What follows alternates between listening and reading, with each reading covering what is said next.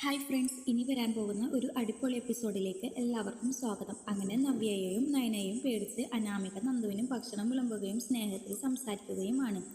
ശേഷം അനിയുടെ അച്ഛനും ആദർശും കൂടി അനിയോട് പറയുന്നുണ്ട് അനാമികയുടെ സ്വഭാവത്തിൽ നല്ല മാറ്റം ഉണ്ടെന്ന്. ഇനിയെങ്കിലും നിനക്ക് നന്ദുവിനെ മറന്ന് അനാമികയെ സ്നേഹിച്ചൂടെ? അപ്പോൾ അനി പറയാണ് ഇതെല്ലാം അവളുടെ അഭിനയമാണ്, അവളുടെ മനസ്സിൽ വേറെ എന്തൊക്കെയോ ആണെന്ന്.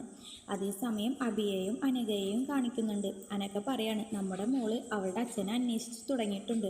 ഞാൻ ഇതുവരെയും നിന്റെ പേര് ആരോടും പറഞ്ഞിട്ടില്ല, ഇനിയും ഇതിങ്ങനെ കൊണ്ടുപോകാൻ ഞാൻ ഉദ്ദേശിക്കുന്നില്ലെന്ന് പറയാം.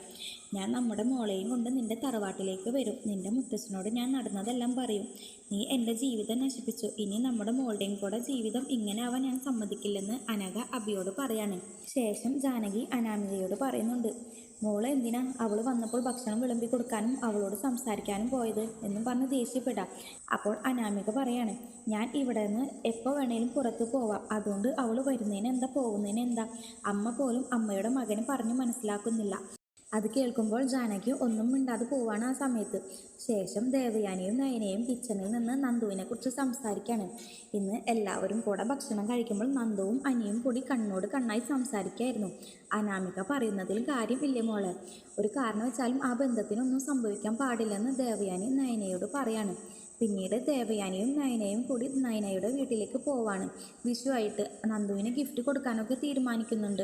അങ്ങനെ ട്രെയിനിങ്ങിന് മുമ്പ് അനിയെക്കുറിച്ച് നന്ദുവിനെ കുറച്ച് ഉപദേശിക്കാൻ ഉണ്ടെന്ന് ദേവയാനി പറയാണ്.